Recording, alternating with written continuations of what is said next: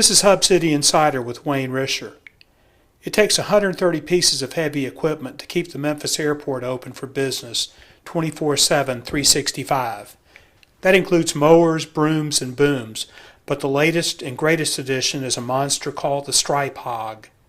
Water blasting technology is delivered in February at a cost of $611,000, and it has revolutionized removal of rubber and paint from the airfield. It creeps along at 1 mile an hour, shooting jets of water at pressures up to 40,000 pounds per square inch. It vacuums away rubber and paint particles as they come off the grooved concrete runway, said Jack Uren, supervisor of the airport paint and sign shop. You have a motor on each head, what they call a through shaft motor.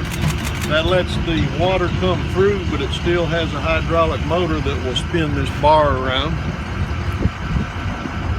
This bar has 15 tips in it, and you have different size tips like 5, 7, 9, 11, 13, and 15 thousandths. So as those tips reduce that water coming through, that's what builds up your high pressure. And so it's just a real fine stream of high pressure water that comes out as it spins around.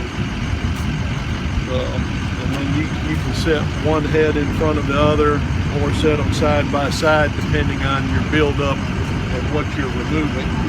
Then your brushes seal off the surface so your debris doesn't get out from under there, but they still let a little air in where it can vacuum up without sucking the head down to the concrete. And so then those spinning around at about 1700 RPM and blasting at about 36,000 PSI to 38,000. And then they move along at a mile or two an hour. Airport officials expect the Stripe Hog to pay for itself in cost savings in the first 3 years of an expected 10-year life expectancy, according to Vice President of Operations Terry Blue.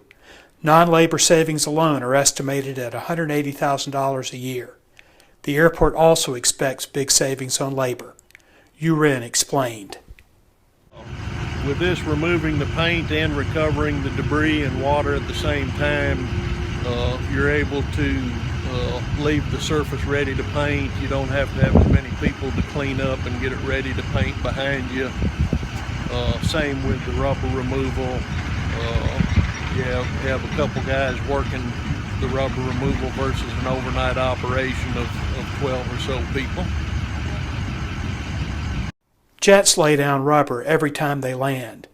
Runways would become dangerously slick if maintenance crews didn't remove the rubber every 3 months or so.